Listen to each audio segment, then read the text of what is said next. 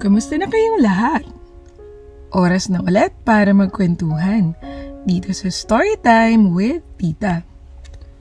Ang babasahin naman natin ngayon ay The Little Moth and the Light, o sa Tagalog, Ang Batang Gamo-Gamo at ang Liwanag. Isa sa mga stories with moral lessons ng Lampara Books. Muling isinalaysay ni Boots S.A. Pastor. Simulan na natin ang Tagalog version nito.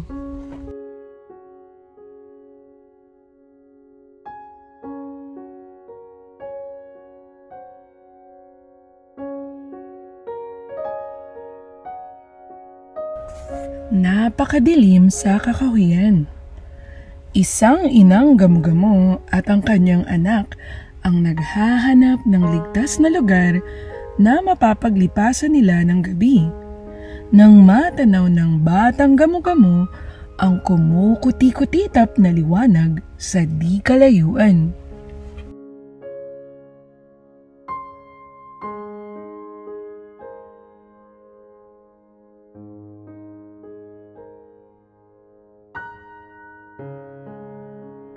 Nanay, puntahan natin iyong liwanag.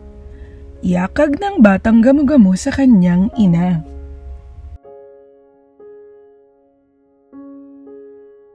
Humantong ang mag-inang gamo-gamo sa isang kubo sa gilid ng kakahuyan.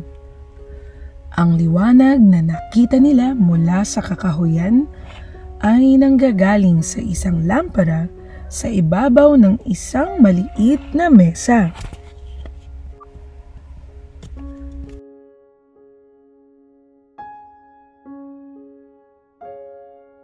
Tuwang-tuwa ang batang gamo-gamo sa liwanag.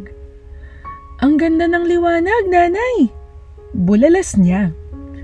Ang sarap sigurong lumipad-lipad sa paligid nito. Siya nga, maganda at nakakalibang, wika ng inang gamo-gamo. Ngunit huwag kang lumapit ng masyado at baka masunog ang iyong mga pakpak. Masayang lumilipad-lipad ang mag-inang gamo-gamo sa paligid ng liwanag. Nang malapit ng maghating gabi ay sinabi ng inang gamo-gamo, "Tumigil na tayo at magpahinga, anak."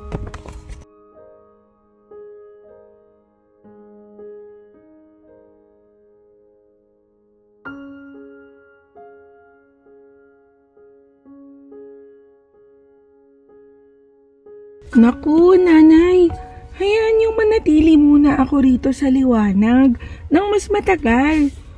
Mauna na kayong magpahinga at susunod na lamang ako. Pakiusap ng batang gamo-gamo. Sige, ngunit sandali lamang, anak, wika ng inang gamo-gamo. Muli, pinaalalahanan niya ang anak na huwag masyadong lumapit sa liwanag dahil tiyak na masusunog ang mga pakpak nito. Pangako, nanay, wika ng batang gamo-gamo.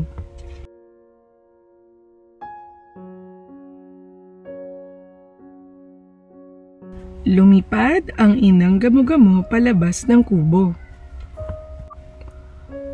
Dumapo siya sa sanga ng isang halaman sa bakuran at doon siya naghintay at nagpahinga. Nagpatuloy ang batang gamo-gamo sa paglalaro sa paligid ng lampara. Labis na pinagtakhan niya kung ano ang taglay ng ilaw at nakakapagbigay ito ng marangyang liwanag. Aalamin ko, wika niya sa sarili. Tuluyang kinalimutan ang babala ng kanyang ina.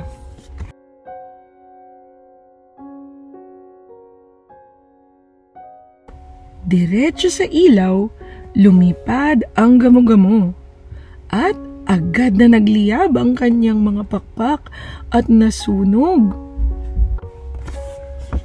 Tinangka niyang lumipad palayo Ngunit sa halip ay nahulog siya sa sahig habang patuloy na inuubos ng apoy ang kanyang mga pakpak.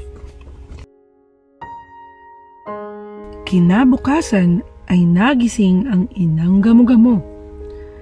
Nagtaka siya kung bakit wala sa kanyang tabi ang kanyang anak. Lumipad siya papasok sa bahay at pinuntahan niya ang lampara sa mesita.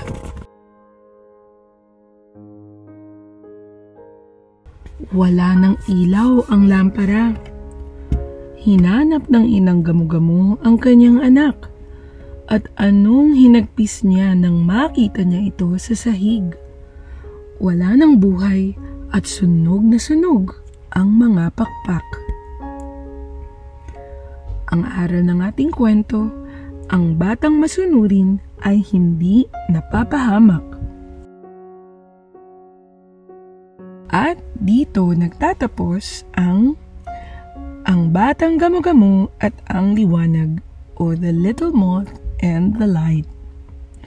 Sana ay may natutunan kayo sa ating kwento ngayong araw. At kung nagustuhan ninyo ang mga kwentong tulad nito, ay mag-subscribe lamang sa ating channel para mas marami pa kaming maibahaging katulad nito sa inyo. At samahan niyo kaming muli sa susunod. Dito lang sa Storytime with Tita. Paalam!